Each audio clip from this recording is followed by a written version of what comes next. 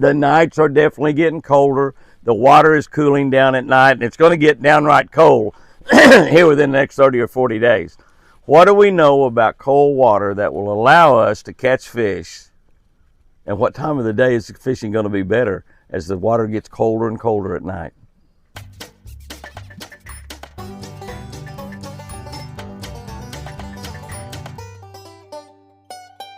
Good morning, guys and girls. October 21. October 21, reading from a Catch a Better Life book on the Catch a Better Life channel. Make sure you subscribe to all three of our channels. This is on YouTube. That's the name of the channel right there. If you're a Facebook person, Jimmy Houston Outdoors, all capital letters. We have 3 YouTube channels. Subscribe to all 3 of them. Jimmy Houston Outdoors Fishing. Be sure you subscribe to that channel if you care anything at all about fishing. Or if you have kids or people in your family that like fishing, you'll learn a lot about fishing if you get on that channel. And it's fun, too. You'll have a lot of fun. And also Jimmy and Chris Houston's Twin Eagle Ranch, our largest channel.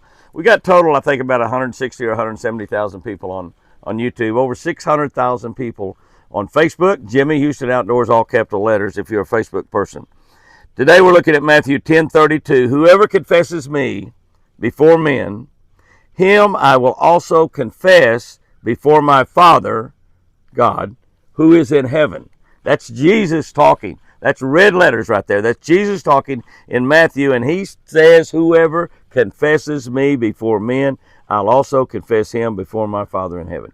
Here's what I wrote about that. For years, I work the FLW Fun Zone on Saturdays and Sundays if I didn't make the top 20 on Saturdays or the top 10 on Sundays. Many of us were on fishing teams, and on those fishing teams, I was on a Quaker State fishing team for a long, long time. They moved me over to Shell Rotella with Shell, and we promote Shell. We also still work for Quaker State. But we would go work that Fun Zone. The Fun Zone was a deal where all the sponsors had booths around. They gave away a lot of goodies. It's just a great chance to get to meet the fishermen, talk to the fishermen. And a lot of the guys, if they were on teams or they had sponsors who were showing there, they would come and work on Saturday if they didn't make the top 20. Made top 20, they was out fishing. On Sunday, top 10. So a lot of us work that. I work for Shell, I work for Quaker State, I work for Rotella, and I work for a lot of other sponsors at those Fun Zones. I love the Fun Zones. My job was simply to meet with fans, to sign autographs, take pictures, answer questions, and so forth. Like I said, hug babies and kiss wives. I really wasn't doing that unless the wife wanted to kiss me, and I'd let her do that. Several other competitors did the same. They were working that just like I did. If the boys, a lot of them would get in there, put their boat on the trailer, tuck their tail, and go home if they didn't make the top 20. But a lot of them stayed and worked that Saturday and Sunday. A lot of them had to. It's in their contracts. Many, however, would just not be talking to the people that come to the Fun Zone. They'd be just gathered around little groups, 3 or 4 of them in a group, and they would be talking fishing for hours on end. All day long, they sat around and talk about fishing. A lot of them were talking about what they did or didn't do in the tournament. Some of them were just bragging about themselves. Some of them were talking to the others to kind of learn what the others did and how come they didn't make the top 20 or the top 10. And like I said, some of them just bragging about themselves. But here's the common denominator of all those guys right there. Of course, they were supposed to be working and talking to the people coming to the Fun Zone. But here's the thing. They all had a love, they all had a passion for fishing and for tournament bass fishing. They all had that same love and passion. That's the common denominator. Whether you were really doing what you were being paid to do, be there working and visiting with people and having a great time, or you were just simply visiting with other people and trying to put your hours in so you head on back home. They all had a passion. They had a big passion, a big love for fishing, bass fishing. Can I ask you, shouldn't we be talking about Jesus for hours on end too? Are we just shy? Are we embarrassed about Jesus? Are we embarrassed about our relationship with God? Are we proud of Jesus? Are we ashamed? Let's confess Jesus today. Let's brag on Jesus every chance we get. Let people know that we honor Jesus in everything we do. Let people know that Jesus is Lord of our life. Let's brag every chance we get. Let's brag every chance we get. And here's the deal. It says right here, Jesus will brag on us. Jesus will brag on us.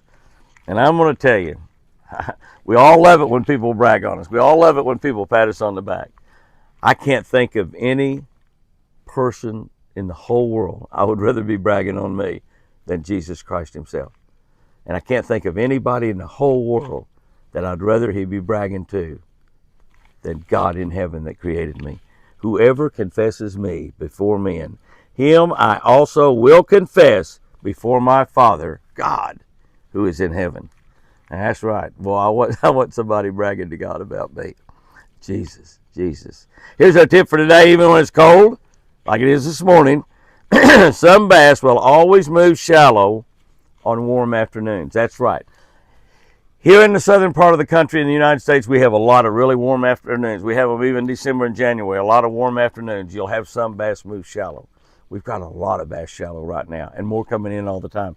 Remember, the magic temperature when most of the fish will be in shallow water and will be very aggressive to be eaten is 58 degrees, just like it is in the springtime. Springtime, when that water gets up to 58 degrees, you have a tremendous amount of bass up in shallow water.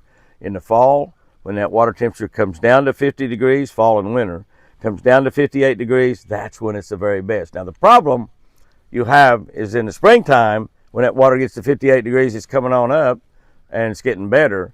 In the fall, when it hits that 58 degrees, it may not stay there. It may not even stay there throughout the day, but it may not even stay there but a day or two or 4 or 5 days, and it just continues to fall. It depends on the weather patterns that you're having. But when the water hits 58, that's a great day to take off work and go fishing. Guys and girls, go out there and have you a great one. Fish lucky. And remember, I sure do love you.